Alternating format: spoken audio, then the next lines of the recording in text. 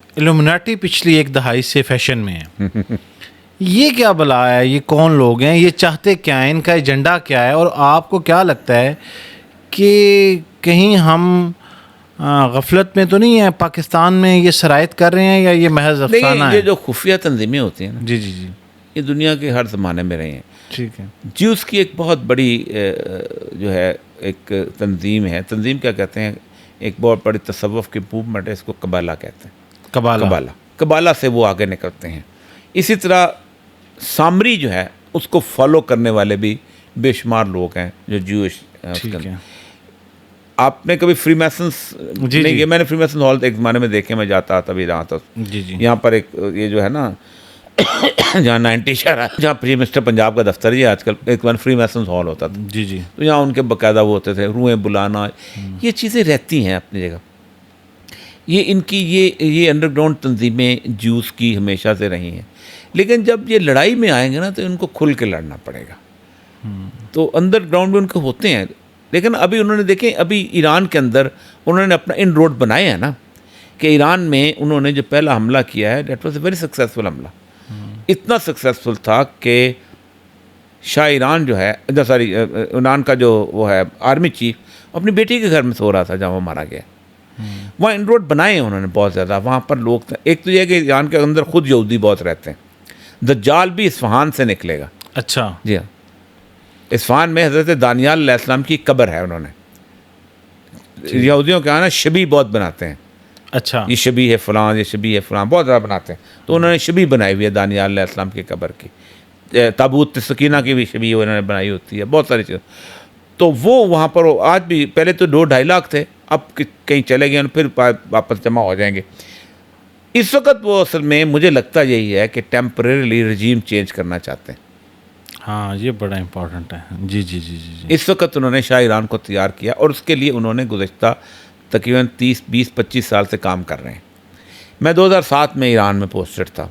ٹھیک ہے. تو 2007 میں ایران میں یہ جو بادشاہت والا نظام ہے نا ہمارے علماء دین کا، جی جی، اس کے خلاف ایک لہر بنی ہوئی تھی بہت زیادہ. کیونکہ اسلام جو ہے یہ زبردستی نافذ کرنے والا دین نہیں ہے. جی بالکل.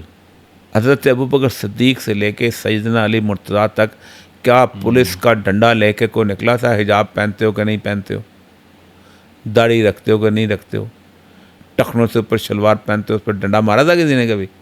بالکل نہیں، بالکل نہیں. یعنی صورتحال یہ ہے کہ آپ مسجد میں جائیں نا، جی جی جی، تو ٹوپی پیچھے رکھتے تھے گندی سی. یعنی اتنے بڑے بادشاہ کے دربار میں میلی ٹوپی رکھتے ہیں. آپ اندازہ کریں کہ میرے پیچھے کسی نے رکھ دی ٹوپی. ٹھیک ہے. میں بہت بڑے مدرسے میں پڑھا تھا، میں ان کے مفتی سے ان سے پاس چلا گیا. میں نے کہا انہوں نے ٹوپی میرے سر پہ رکھ دی ہے. تو حدیث کی کتابیں آپ کے ساری جیسے یہ پڑھی ایسی کتابیں پڑھی. جی. میں نے کہا آپ مجھے کوئی ایک حدیث نکال دیں جس میں نقلا ہو کہ رسول اکرم صلی اللہ علیہ وسلم نے ٹوپی سر پہ رکھ کے نماز پڑھی تھی. جہاں ذکر آتا ہے 2 اوپر. جی، لیکن میں ایک حدیث آپ کو نکال دیتا ہوں کہ آپ نے ٹوپی کے بغیر پڑھی تھی. نہیں وہ تو سر میں نے کہا میں نکالتا ہوں. حدیث یہ ہے کہ رسول اکرم صلی اللہ علیہ وسلم ایک دفعہ نماز پہ آ کے کھڑے ہوئے، اور اچانک ان کو یاد آیا کہ انہوں نے غسل نہیں کیا. رسول اللہ کی کوئی بات جو ہے مسئلے سے خالی نہیں. جی بالکل. آپ وہاں گئے، آپ کے بال بہت گنگریالے تھے، اتنے گنگریالے تھے کہ آپ گوند لگاتے تھے اس کو. یعنی جیل لگانا سنت میں ہے آج، اگر آپ لگاتے ہیں اچھا، گوند سے لگا کے اس کو بٹھاتے ہیں. اچھا. تو آپ ویسے صحابہ کہتے ہیں کہ آپ نماز پڑھتے یہ ایسے ایسے کو بٹھا رہے تھے طے. تو یہاں تو ننگے سر ثابت ہو گئی نا. ہو گیا بالکل. عبداللہ ابن مسعود ایک دفعہ آئے تو انہوں نے آ کے لوگوں نے کہا آپ ایسے نماز پڑھاؤ جیسے رسول اللہ کے زمانے میں پڑھاتے تھے. انہیں پہلے ٹوپی اتاری، پھر جبہ اتارا، پتہ نہیں کیا کر اتارا، اور ایک چھوٹی سی چادر پہن کے کھڑے ہو گئے. واپس مڑ کے کہتے ہیں نماز پڑھا کے، تم کیا سمجھتے ہو میں رسول اللہ کے زمانے میں پورے کپڑے میسر تھے؟ ابھی ابن قاب اور ان کی عبداللہ ابن مسعود کی آپس کی بحث ہے کہ کیا ٹوپی اور ان کے موجودگی میں نماز پڑھی جا سکتی ہے بغیر اس کے؟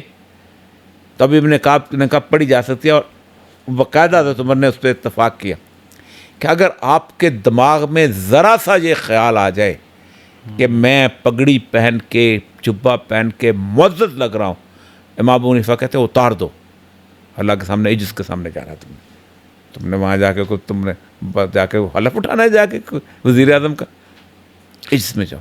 تو اصل مسئلہ یہ ہے کہ وہاں یہ صورتحال تھی، وہاں ایک صورتحال الیکشن میں بھی بہت زیادہ بلٹ اپ ہوا تھا.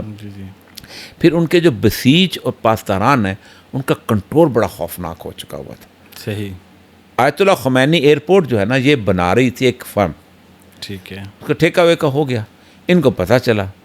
اب لوگ باتیں ازانوں کرتے ہیں کہ کمیشن، انہوں نے کہا جی یہودی ہے، جیسے ہمارے کہتے ہیں نا قادیانی ہے، یہودی ہے، یہودیانی ہے، یہودی ہے. جی جی جی وہ کہہ دو بس ختم، دیٹس آل. گستاخ رسول ہے کہہ دو، ٹھنڈے مار میں حاصل کر دو، جو مرضی کر.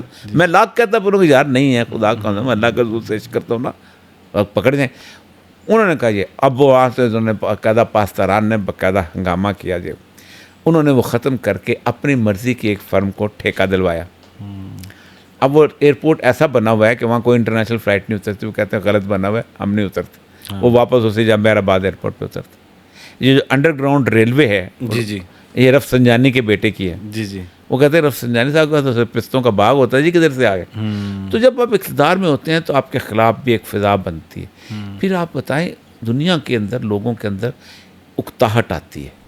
40 سال سے بندہ کہتا ہے یار ایک ہی طرح کی شکلیں، ایک ہی طرح کے لوگ.